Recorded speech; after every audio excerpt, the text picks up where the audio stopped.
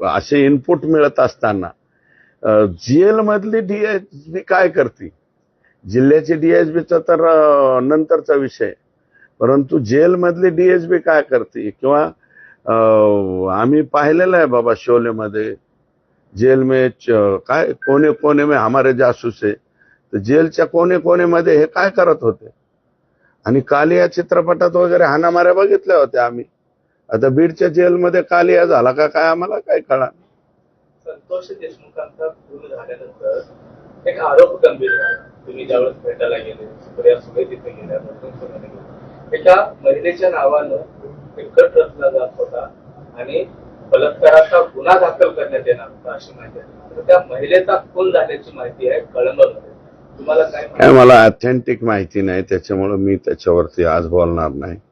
नेमकी तीच महिला का असं जर SITच्या तपासामध्ये पुढे आलं आणि त्या महिलेचा जर खून झाला तर ती गंभीर बाब आहे. मग आता हे पुढचे पुरावे संपवायला सुरुवात झाली का? आता याच्यामध्ये आम्हाला संतोष देशमुखच्या खुनाच्या बाबतीमध्ये फार दिव्य आहे, मी ते कबूल करतो की ही केस आम्हाला शेवटपर्यंत लढवायची आहे, शेवटपर्यंत तडीस न्यायची आहे. आणि ह्या सगळ्या लोकांना आनंद आम्हाला त्या दिवशी वाटणार आहे की हे सगळे आरोपी फाशीला गेले पाहिजे. फाशीला जाईपर्यंत आम्ही काही स्वस्त बसणार नाही. परंतु तीच महिला का, हे पेपरला वाचलंय मी, परंतु मी माहिती विचारतोय, कळंबच्या पोलिसांना माहिती विचारतोय आणि SITने अजून त्याच्या बाबतीमध्ये दुजोरा दिलेला नाही. त्याच्यामुळे मी त्याच्यावरती आज ऑथेंटिक बोलणार. आपण जर बघितलं तर सांगलीचं जेल असेल, सांगलीच्या जेलमध्ये गांजा सापडला. यापूर्वी अनेक जेलमध्ये मोबाईल फोन सर्रासपणे वापरले आपण पाहिलं. आता बीडच्या जेलमध्ये तर हाणामारी झाली. गृह विभाग या सगळ्या जेल प्रशासनावर अंकुश ठेवण्यात कमी पडतंय किंवा काय नेमकं? नाही, काय ठराविक जेलमध्येच हे होतं. मी का म्हणतोय अमरावती जेल आणि नागपूर जेल, त्याचंही काही कारण असेल ना.